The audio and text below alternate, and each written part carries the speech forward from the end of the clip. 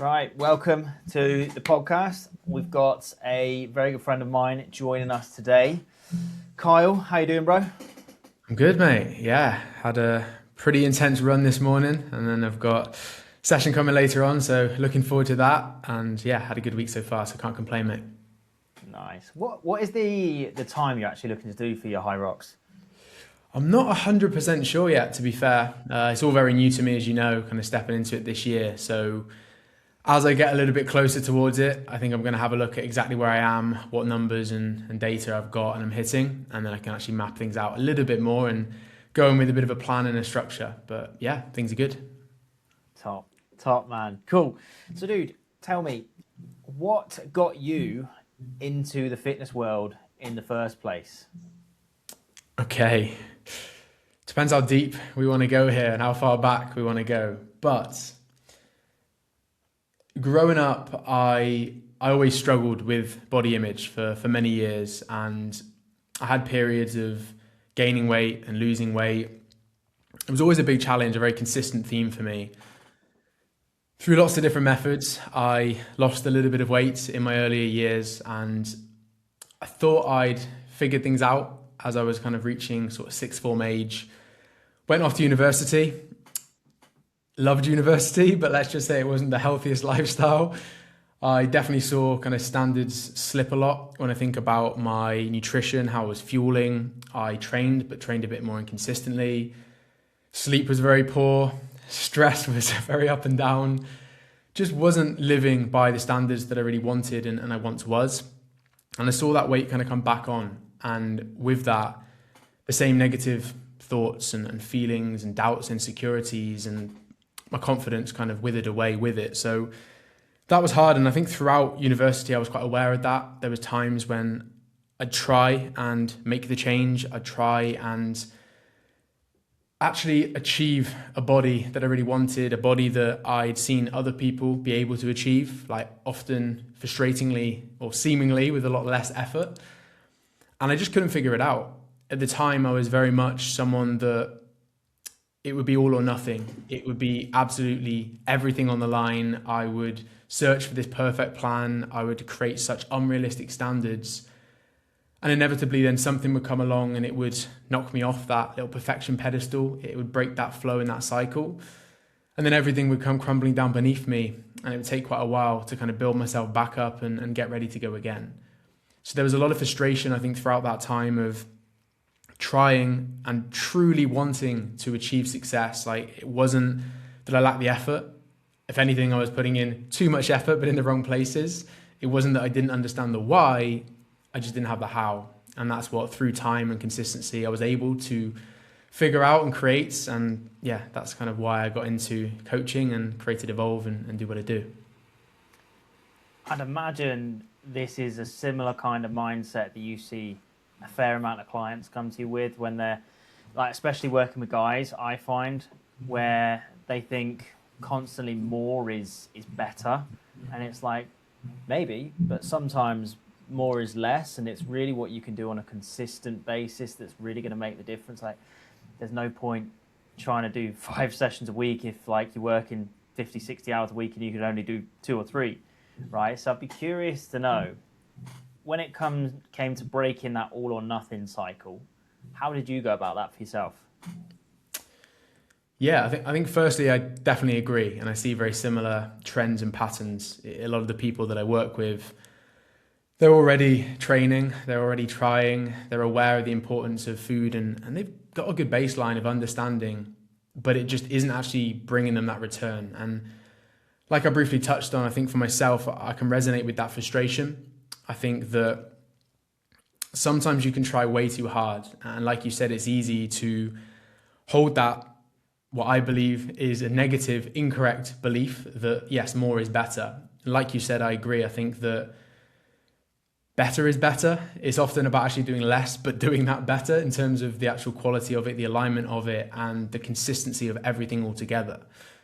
I think for me, a lot of it was trial and error. It was having to fail, having to fall flat on my face, having to then realize, well, there's got to be a better way. There's got to be something that I am missing, and actually then being able to unpack that and explore that.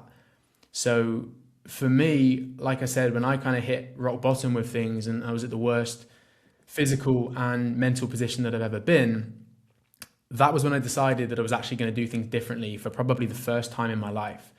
Until then, I'd almost seen suffering and the effort and the work, I almost saw that as like a badge of honor. I saw it as like a rite of passage. I thought you had to suffer your way to success. I was through these unrealistic standards and things that I would create and try and uphold. I was exhausted. I was knackered. I was just running on Monster, caffeine, like poor sleep, my standards, that everything was so hard to be able to uphold. But I almost masked and incorrectly viewed that exhaustion as being like discipline. So yeah, I think that was almost what allowed me to realize that I can't keep going like this. I've tried and I've failed now so many times. So I need to actually look into a different way. I think when it comes to fat loss, many people misconstrue the idea that it needs to be sustainable. It needs to be sustainable enough for long enough to be able to lose the body fat, achieve what you want.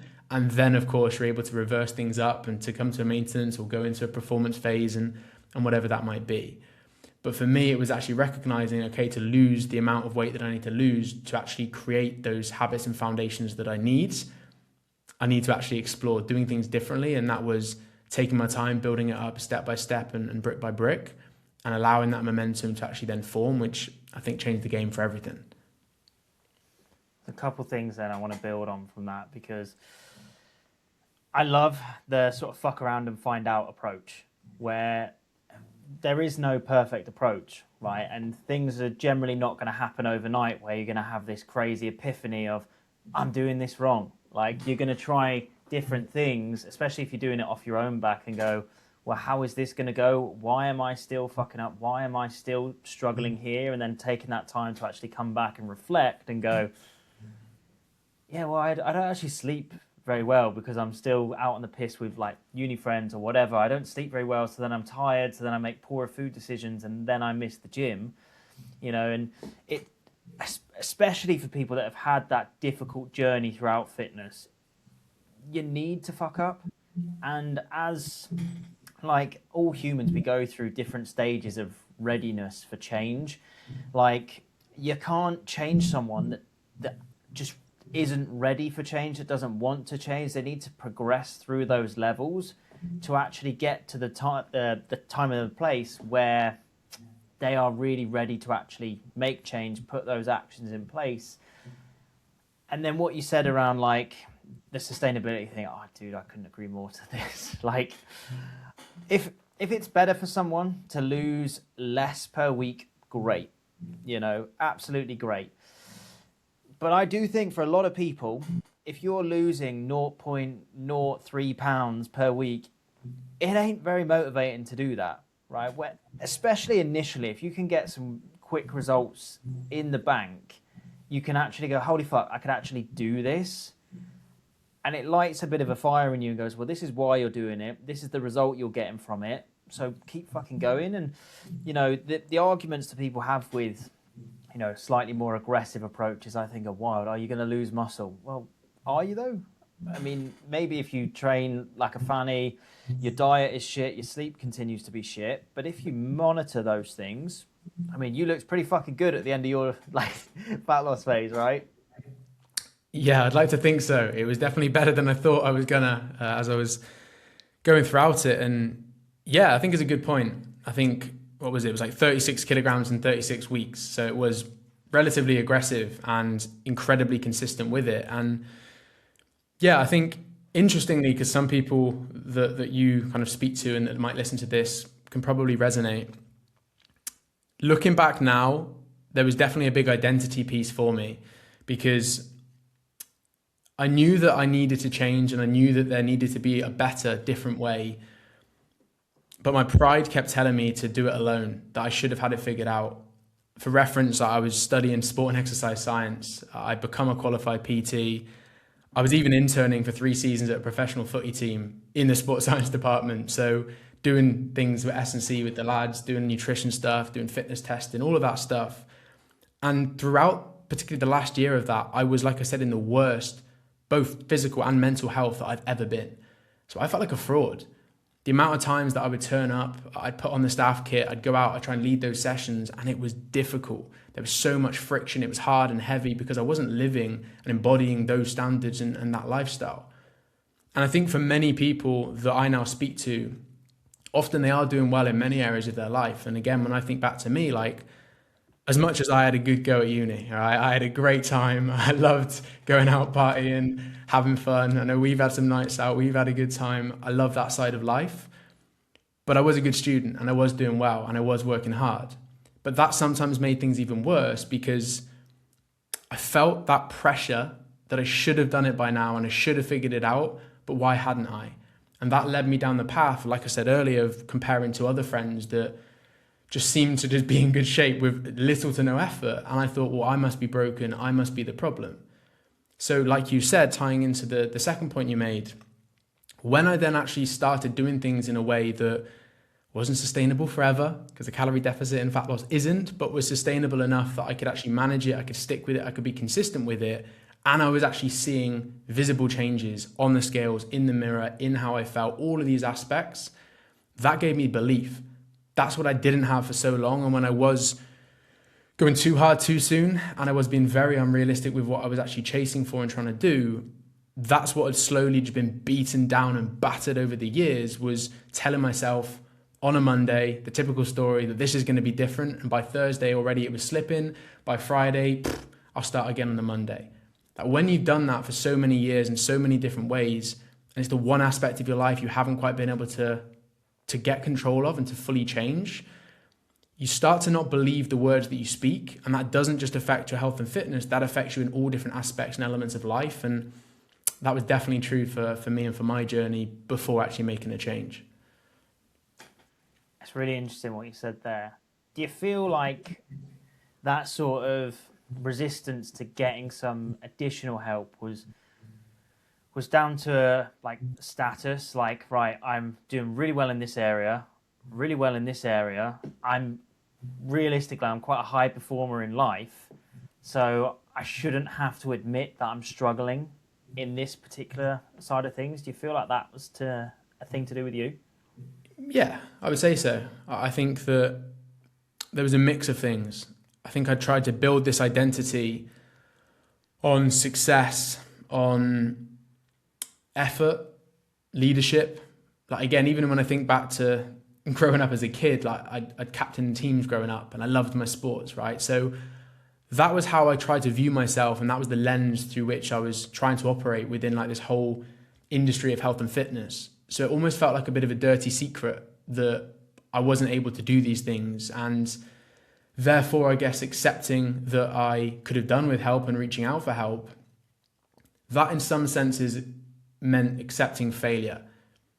And we know that isn't true. We know that vulnerability and asking for help is actually a massive fucking strength, and it's actually incredibly powerful and potent, and it will help you to go further and faster in a much more effective and efficient way than you ever could do on your own. However, that version of me at that time found that very difficult to actually be able to put my hand in the air and accept that myself, let alone have those difficult conversations with others, which I think definitely held me back for many years in many ways. It's so much to do with all of the experiences that we've had growing up, right? Because for so long, when I first got into coaching, I never understood why people found it difficult to reach out for help, because for me, I'd been involved in... I'm just going to let the dog out of the room. The realities of being at home. Yeah. Yeah, like for me, I'd been involved in high-level sport my whole life. So for me, having additional help was so normal. So I actually went through a very different thing to you, whereas you found it difficult to ask for help. I found it difficult to understand why people didn't at the time. Do you know what I mean? Because it's all to do with, you know, the things that we've experienced growing up, because we build, like you've touched on a bit, these beliefs in our head that they're not factually true, but to us, they are true. Do you know what I mean? And it's doing that work that you did over those months to prove to yourself, well, hang on a minute, this actually isn't true. And when I have asked for help, this has enabled me to do X, Y, and Z. Do you know what I mean? Massively. And I know we were having a nice catch up just before we quickly jumped on. And we were both saying how for us, one of the most important things about coaching is actually the human psychology element, and it's the behavior change process that people go down. And most of us, we are having these subconscious stories, narratives, beliefs, things that have happened in the past that we've kind of internalized and viewed in a certain way, and they can then affect us. And so many of our thoughts, so many of our behaviors and ultimately actions and achievements that can be kind of driven by these things. And if I link into, I guess, what we touched on at the very beginning, as I said to you earlier, like that's why only this year have I stepped into the running and have decided to do some different performance stuff, was I identified a belief that I had and I created when I was younger. Always found running incredibly difficult, really struggled. That made me feel very small. It made me feel incapable. It didn't make me feel like enough, so I just pushed away from it. I told myself that I wasn't good at it, I wouldn't be good at it, I didn't like it. I told myself I'd just get injured. And that then carried with me throughout, well, most of my life up until like this year, when I kind of decided that isn't true, that isn't the reality. I just need the right plan and process and system and structure and support. I can actually become better at running if I want to. For now, it's something I'm stepping into and giving a go. Definitely not moving away from the gym training like we touched on. But that is like a prime example of these things that we can create and we can embed, and they can sit there dormant for very long times, but still influencing us in such a massive way. And when you can actually start to recognize them, to go back, to rewrite them, and to almost unpack them and overcome them, the change with whatever it is can be drastic within life. So yeah, definitely agree. And it's interesting. I'd be curious to hear a bit more about your story into coaching, because we've not explored it in as much detail as I would like. Mine is so opposite to yours to get me into coaching. So I have played sport since I got squeezed out the womb, playing football, doing athletics, swimming, and so I played a lot of football. Swimming wise, like the highest I was ever ranked was 5th in the UK. So I was doing lots and lots and lots and lots of training. Sometimes I was getting up before 4 o'clock in the morning to train 5 till 7. I'd go to school in the middle of the day. I'd have an hour to 2 hours of like gym training. And after school, I'd have another 2 hours of training. I'd get home at like 10 o'clock at night and then do the same the next day. So when I was like 14, 15, I was doing 30 plus hours of training every week.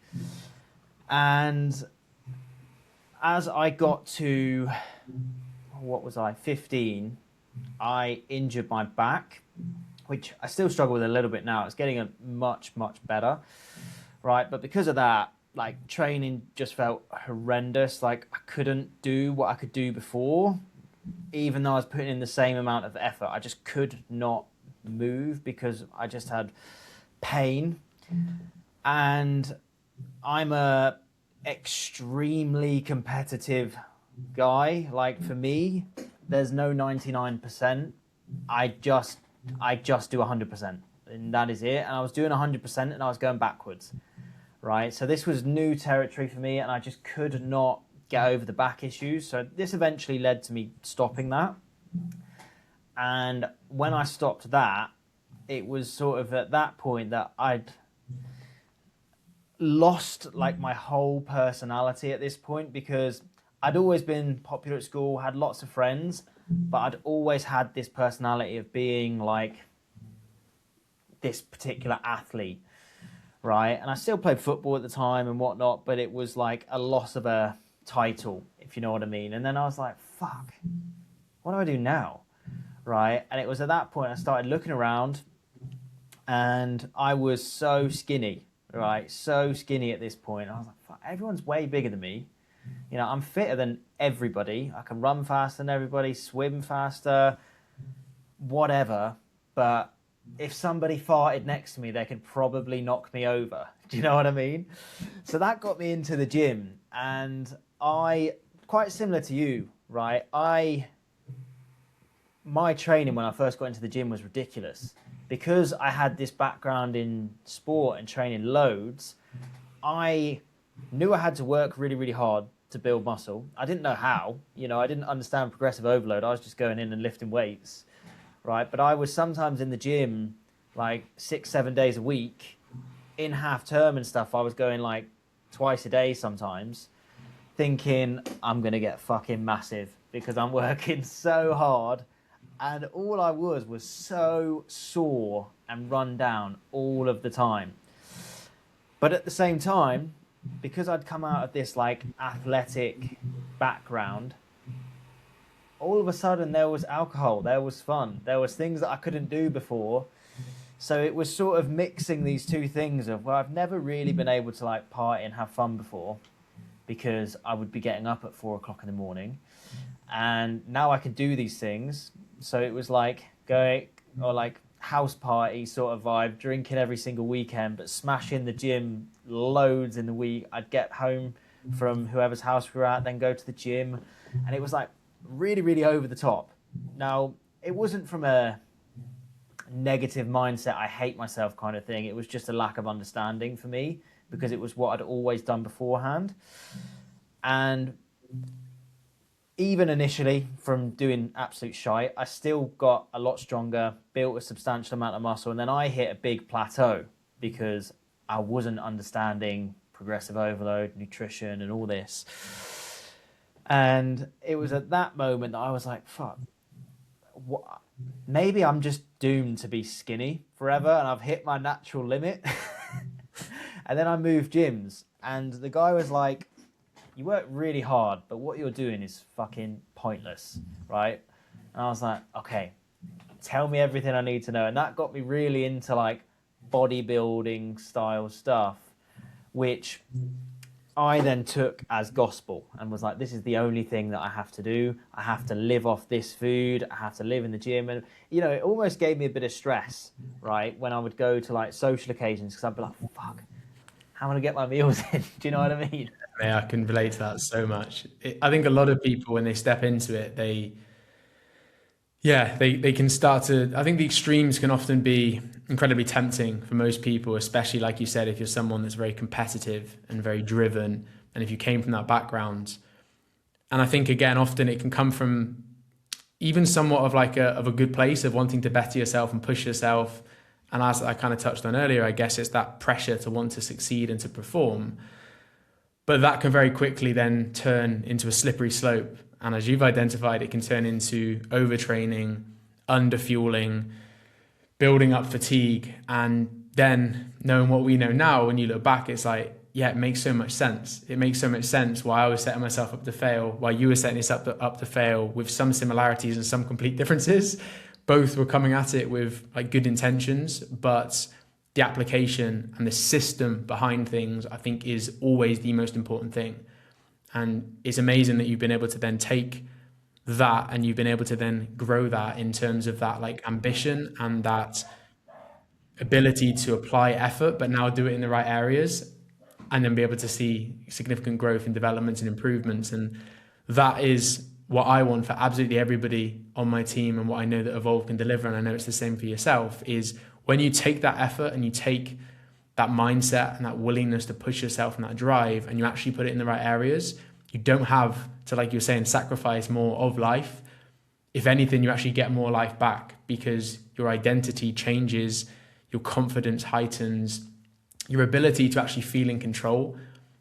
And that, until you experience it, it's hard to actually articulate it to that actual level. But it truly is like a life-changing thing. That is why people that have been through it are so damn passionate about it. And I think likely why both of us are doing the jobs that we are now. Dude, I couldn't agree more. And I think the funny thing with it is people look at the health and fitness side of things like, oh, it's going to take away so much from my life. And I really agree with what you said on that it actually gives you back more. Like initially it did take away for me because I was like, well, I can't because then I'm not going to build any muscle, right? But then I was like, stop being a fucking moron and figure out how to do both. And when you can live a life where you eat good quality food, you train, you look after your sleep, all of a sudden you feel way better, your confidence is up here, and you have the skills and the understanding to be able to go out, have dinner, have a few drinks, and it be a part of that. And personally, I really do think that when you have both, when you have the system, but you also have the enjoyment, you get way better results. Yeah, I agree. Do you know what I mean? Because I think when you're building frustration, it's a one-way ticket to just kicking yourself in the dick and sacking it off before too long. And you don't want to feel torn between actually other aspects that also bring you a lot of enjoyment in life, and then this thing in terms of, okay, I want to improve my body, improve my health, improve my fitness, whatever it is. Like you said, you need to find a way to incorporate all of them. And that certainly can be done. We're both evidence of exactly that. And again, all of the hundreds of people that we've had the pleasure of working with, again, can evidence the fact you can do both.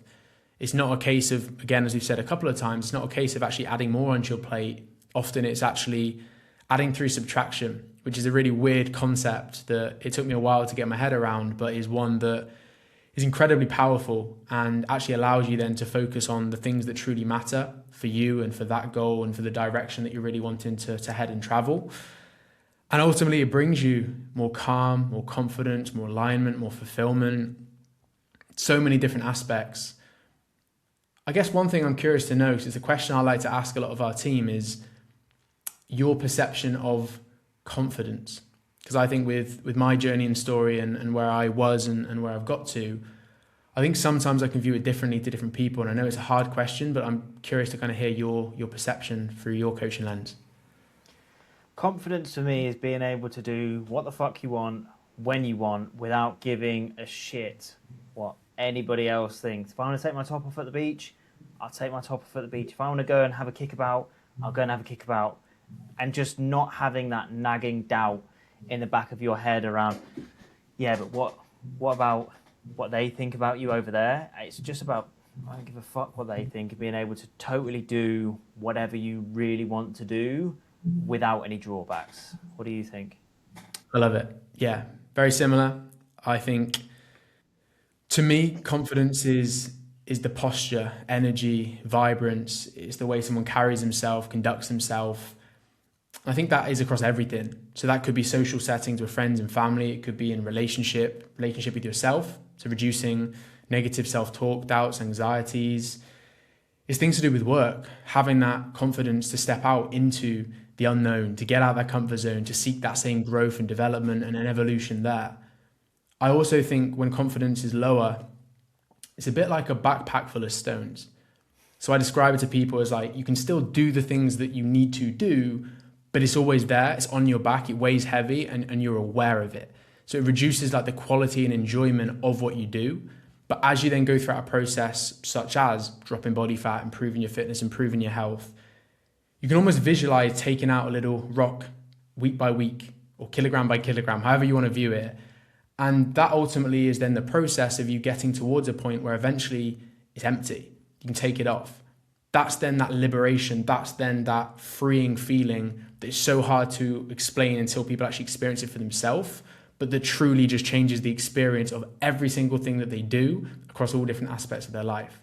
To me, that's the value of confidence, as opposed to how I think many people perceive it, which is more looking sick for a photo on your Instagram when you're on holiday, or even just like looking good in the mirror. Yes, those things will improve, and let's not pretend that it's not a cool and a lovely thing, but that isn't the true value and that isn't the true meaning. And I think the more that people can hear that and realize that, yeah, the more motivated they'll actually be to keep pushing on and achieve what they want. The looking good is just a byproduct, isn't it? Right? You don't, like I say to clients all the time, yeah, you want to drop body fat, but you don't just want to drop body fat for a fucking laugh, right? You want to drop body fat because what it's going to give you on the back end, which is, what is that? What do you really want to do? I want to be able to go and, speak to this girl because I've been single for years, whatever it is. I want to be able to go and, stick up for myself at work. I want to move abroad. I want to have the confidence to go and try this new activity that I've really wanted to do for a long time, but I've never had the balls to actually go and do it. And it's like, okay, that's what you really want. And understanding, I think for a lot of people, it's understanding the vision they have for their life, the values that they actually have, and going, right, this is the thing that we really need to work towards. The fat loss is just a part of the journey to get there, but this is the thing that you really want. And when you can live in alignment with your vision, your values, then you have that confidence and conviction because you know you're on the right path. You know, it's almost like a GPS sort of thing of, right, this is where you're going. If you make decisions in accordance to this, you're going to be happy, you're going to be fulfilled, you're going to be confident. Whereas when you are, you know, making decisions that conflict with that, you're going to feel like you're having like an internal battle all the time. Do you know what I mean? Completely. Yeah. And I think coaching is being able to ask good quality questions. And what you're kind of describing there is the questions that need to be asked of people to be able to actually elicit the responses and the answers for them to understand that at that level. Again, I've just thought of this, but when I think back to when I was trying to lose body fat and to get in shape, and like I said, giving all the effort, but putting it in the wrong places, I didn't understand exactly why on that level. Whereas again, when I work with the people that I do, and same for yourself, is allowing them, like you said, to recognize the full picture and the full process and everything that they're going to get from it. Not just coming into this year. So many people have wrote down January 1st, I want to lose body fat. We know that that is not going to be enough to actually allow them when it's cold, dark, wet, windy, difficult, stressful, they're busy. They've got that cold, crisp, perfect beer sat in the fridge waiting for them, like whatever it is, that isn't going to be enough for them to actually truly kick on and do the things that they need to do, be consistently good enough in the areas that matter to achieve the things that they want. That's where I think, again, coaching is that ability to meet someone where they're at and then guide them to where they want to be. But like you said, respecting their values, their vision, their wants, their wishes, not just taking people and putting them in a box, which unfortunately is what many coaching programs and systems have actually become. It's like, this is a box that worked for me, therefore it must work for you. And if it doesn't work for you, it's a problem with you, not a problem with my box. That's shit quality coaching, in my opinion. It should instead be a collaboration whereby it's like, well, we're going to create this like coaching container in this box that you're going to be able to live and to be able to thrive within. And even that box might slightly shift and change and evolve and improve as you go throughout life. So we as the team, we need to work together to make sure that that's constantly serving you and fulfilling you and ultimately allowing you to get to where you want, but in an actual enjoyable and meaningful way. I think most coaching is just transactional coaching. It's not transformational coaching. Agreed. You need transactional coaching at the same time. You need a training program, a nutrition program, and all this great stuff. But that's just the stuff on the tip of the iceberg, right? You need the transformational stuff because people are not 120 kilos just, you know, for a laugh. They've got there for because of certain reasons, right? They've been, you know, maybe turned into food for comfort. Maybe they, you know, had a previous bad experience and that's what led them to gaining the weight in the first place. And you don't overcome that by just going, well, here's your diet, bro. Sick. Thanks for that. What happens when I struggle? Just stick to the plan. Like, I find it hilarious, right? When we were talking about this before we started recording, right? It's a lot of bodybuilding coaches. When their client doesn't stick to the plan, they'll bitch on social media and say, just stick to the plan. It's like, that's not coaching. No, and it's not helpful either at all. Like, They know that they could have and should have ideally stuck to the plan, but they haven't. And like you said, there's a reason behind it. And I think the one thing that's quite difficult sometimes with coaching is it's having to, and this has to come through experience, not even just qualifications, which shouldn't even have to say, but the prerequisite to be able to kind of get into any industry, or at least it should be. But that's a different topic for another day. I think that's what you learn through experience is when people need that arm around the shoulder and when people need that kick up the arse. But even if you have to deliver a kick up the arse, it's doing it with still like empathy at the forefront. And that's again where it's the relationship that you can build that allows people to feel heard, to feel understood, to know that it's coming from a good place, and the way in which you approach it and almost the way in which you have given them that full experience. that allows them to then actually be open and be receptive to that, as you said earlier, that change, and to be guided along that process. Just saying, oh, I've even heard people say things like, oh, you're not going to get a response until you've done you've had like a full score out of all areas before. It's like, people aren't robots. Coaching shouldn't be about just being robotic in terms of your responses and robotic in terms of like what you're expecting people to do. Because the whole thing with robots is they don't have emotion, whereas we know that emotion is the beautiful thing that makes humans who they are, but is also why it can make things like change more challenging and difficult than it is. Yeah, the premise of fat loss is very simple, but actually getting the execution right, that's the part that's different. And that's, I guess, why we're in the job that we are and why we're fortunate to do what we do. The bar is so fucking low, unfortunately, right? I would imagine you're very similar to me. The way that I see like coaching conversations or coaching relationships is you've got to have a really, really good relationship with the client. But the way that it works for me is it's high challenge and high support, right? Because I think if you just have high challenge and no support, you're just an absolute dick. And if you just have high support without any challenge, then you're just a rent-a-friend the other side. You have to be able to, like you say, pull the best out of people. You have to want that result more than they want it for them as an individual, right? Like, I don't care the timeline it takes for someone to get a result. If they need to go a little bit slower because they've got external shit going on, then that's fine, and it's a case of actually being able to say to them, look, you've got all of this shit going on. Yeah, I could push you a lot harder, which I know a lot of coaches would, but that's not going to be the thing that you need in the long run. It would look great on my Instagram, but here's how we're going to get you a longer term result. You're dealing with X, Y, and Z right now. So we need to take a different course, deal with this, overcome this, and then we can put our foot down on the platform, the pedal a little bit more. Do you know what I mean? Completely. Yeah. I think one of the biggest things I had to learn, and I have a conversation so much with our team, is knowing when to push and when to pull back. And I used to see periods where I pulled back as like failure.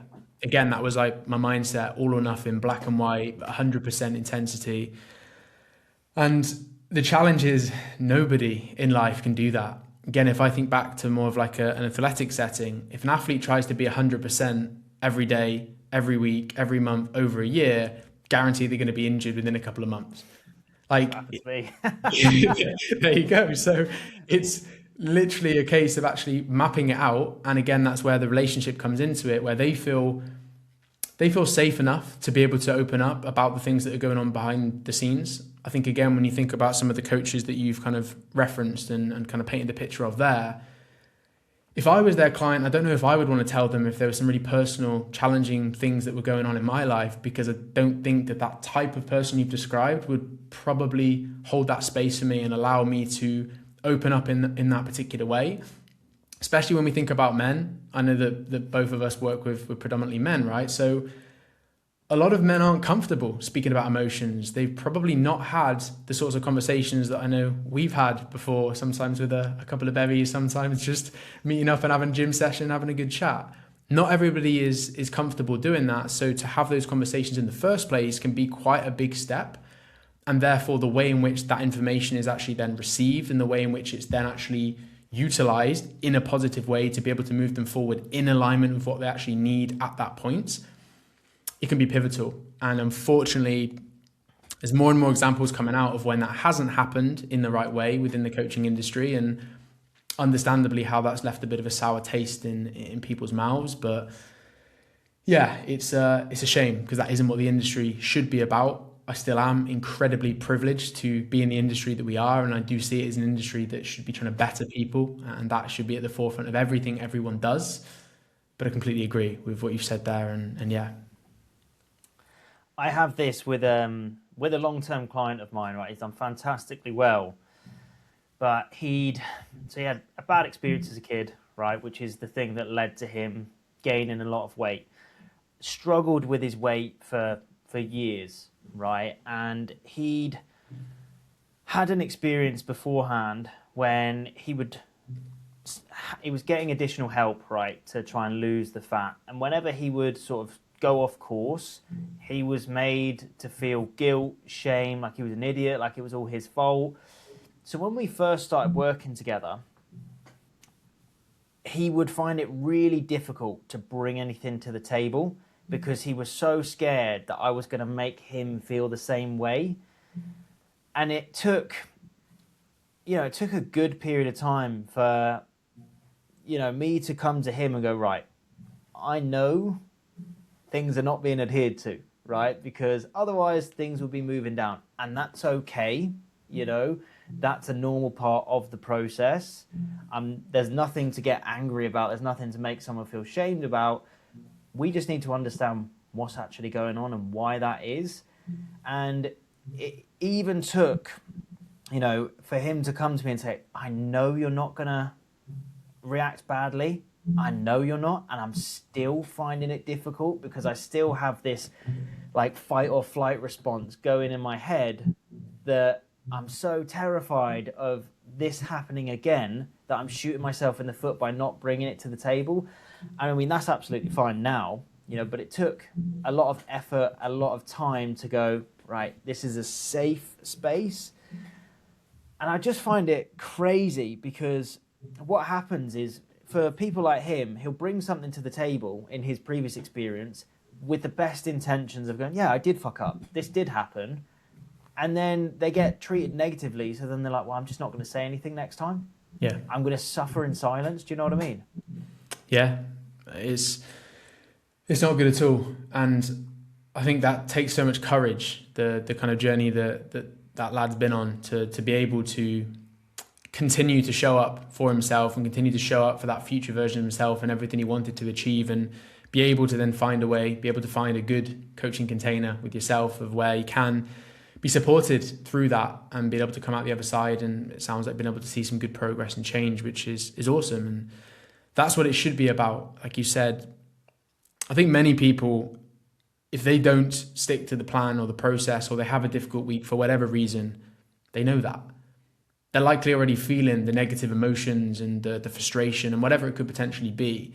So the way I view it, most of the time, coming in really hard on top of that, it isn't actually going to elicit a very positive response in that person. It's probably going to push them down even deeper, as opposed to almost like throwing them a bit of a ladder and saying, look, let's come back up together and this is what we're going to do. So it's meeting them where they're at, so obviously identifying that point, but then it's showing them the steps that can then be taken to be able to get them back on track and to be able to progress in the way that they actually wanted and achieve the things that they want as well. It's very interesting. I think there is a big thing within the coaching industry there, like you kind of touched on it yourself, about often I feel sometimes like coaches are more bothered about how a result looks for them than what the result actually means to that person. That's something I find quite challenging. I think when I first stepped into the health and fitness industry, I had zero intentions of ever doing a photo shoot. But I finished at the end of the 36 kilograms, 36 weeks. I finished with the photo shoot. Massive step out of my comfort zone. And I've been honest before about the fact that it brought me to tears. I never thought a guy like me could look like that. I never thought that it was going to be possible. So I kind of saw that as a big part of health and fitness. And then as I've gone throughout the different years, I guess my perception on it has strengthened in the sense of I now think that for the right person, a photo shoot can be incredible. But I think it is just one goal within health and fitness as this massive industry, as opposed to it being like the pinnacle and it being like a rite of passage for every single person. Meaning my personal perception now is if someone's brand new to the gym, they shouldn't be thinking about doing a photo shoot. They should be thinking about nailing down the fundamentals. However, for people that have been training for years, that truly want to almost sharpen that sword, find their edge, show themselves, do you know what, like I can achieve far more than I ever thought was going to be possible. For the right person in the right context, done in the right way, I do think it can be a cool thing and a cool target and goal for people to go after. The difference again though is then the aftercare off the back end of it, which is again a different story for another day, which I don't necessarily think from stories I hear that is something a lot of people do or do properly. And again, it's being able to manage people's expectations and set them in the right place initially. Coming into what we said earlier, I guess, making sure, is it the actual right goal? Are they doing it for the right purpose? But yeah, I think many people that is so fixated on the result and the image and how it looks and their own coaching reputation, more so than the actual experience of that person, which should be at the forefront of everything you do, in my opinion. I totally agree. I have a slightly different opinion on the photo shoots. Slightly different. So I am a big fan of photo shoots. The difference is I will have a conversation with the client on what they want to get from the photo shoot. Nice. Because what I think is really important to note for people is you change externally much faster than you change internally. So you can have lost the weight, but you still think that you're fat, right? Because your brain hasn't had time to actually catch up, right? So when you had that photo shoot and you cried, it's just because your brain has had that moment of fuck, I am actually lean. I actually do look this good, right? And it's the same, not quite as extreme when people start buying clothes and they have to buy a smaller size, that they're like, fuck, I am actually losing weight. I feel like I still look the same, but I'm losing weight and things are moving along here. So I will always have a conversation with people and be like, what do you want to get from this shoot? Because for me, I've had clients do shoots that haven't been shredded, but they've been like the happiest clients out of all of them that have done it. Yep. And for me, that's fucking awesome. I've had people get absolutely dick skin peeled and do it. That's also cool, but that's what they wanted to get from it. I just think having the professional shots taken, because let's be honest, no matter how good a shape you're in, your progress pictures, you look like shit. You've just rolled out of bed in the morning. You don't look good, right? Physique wise, you look good. But when you can do a photo shoot and you've got a tan on, right? You're awake in the day. You're in amazing condition. You've got a bit of a pump. When you can see those pictures, it's like, fuck, no matter, no matter how lean you are. And I think that's the nice thing. Like, I can't remember if we were recording at this point or not. I think we were, when you said you've got no interest in competing, which definitely is fucking terrible. But the nice thing, the difference with competing and like doing a photo shoot is doing a photo shoot, you get as lean as you want. Whereas competing, you've got to get as lean as the judges want you to get. Yeah, and it is a completely different ball game, 100%. And to be fair, I do agree with what you were saying there, and that was almost what I meant by the right kind of person in the right context.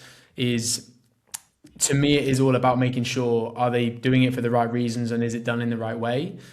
I still don't necessarily think someone like first stepping into the gym, I don't necessarily think that's the best like introduction to health and fitness. If, like I said, it's done to the level of they feel like so much external pressure to have to look and to be a certain way or a certain thing. But I agree, I've also had people that I've done photo shoots with and they've not been absolutely inside out shredded, but they've been so proud of what they've achieved. They looked awesome. More importantly, they felt awesome as a result of it. And the impact that that's had has been absolutely phenomenal.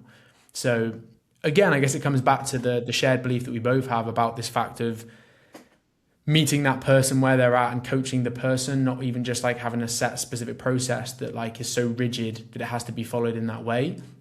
And it's the way in which it can be done that I think is the biggest difference between like your average coach and an exceptional coach is always that quality and the thought process and then the actual execution in terms of the delivery that they have. And I think that with photo shoots is no different. Done in the right way for the right person, exceptional, but seen as a rite of passage and a holy grail of fitness, for me, I don't personally agree with that. No, I would back you up there. Like, I think if you want to do it, they're a cool thing to do. I've certainly done a lot less recently, in probably the last 12 months, than I did the sort of 2-3 years before that, just because the clientele that I've got haven't just not been bothered about doing that, which is fine. Yeah. What I've started to do a lot more of, and I know you do quite a lot of these, is like in-person stuff. And maybe not to the same level of where they get that buzz of like seeing their pictures, but I've done a lot of like exercise execution workshops with clients where they've gone from like lifting like they don't know how to control their limbs to like perfectly executing an RDL, and then they're like, fuck, that's so cool, I'm going to be able to go and I'm going to do this in my training, I'm going to get so much stronger. Like, I've got a female client right? Shout out Caitlin, who she is tiny, right? She's been working with me since like, I want to say August, right? And she initially was, I got her to do dumbbell RDLs, right? And was like, I can't pick up, I think it was 12s. I can't pick them up because I can't grip it.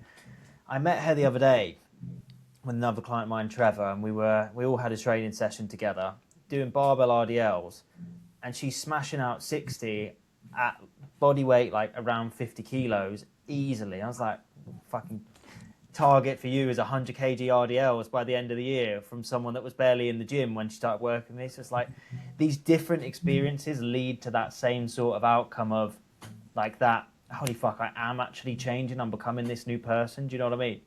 Yeah, mate, definitely. No, I think the things like that are incredible. It's one thing I'm really looking forward to. I've got quite a lot planned for this year in terms of meetups all over, because growing up in the Southwest, going to uni in Liverpool, it's made it a bit of a split in terms of where a lot of clientele is. And then there's some like knocking about London, Midlands, all over the place, and then different countries as we know. But trying when possible to have like fairly central locations and opportunities to meet up and either have a social session or do, like you've said, specific execution work. And also I love just bringing people together for a coffee and a walk or a meal or a couple of pints or whatever it is, because it truly does, I think, also differentiate the whole just like online or one-on-one coaching program and process to like know you're part of something.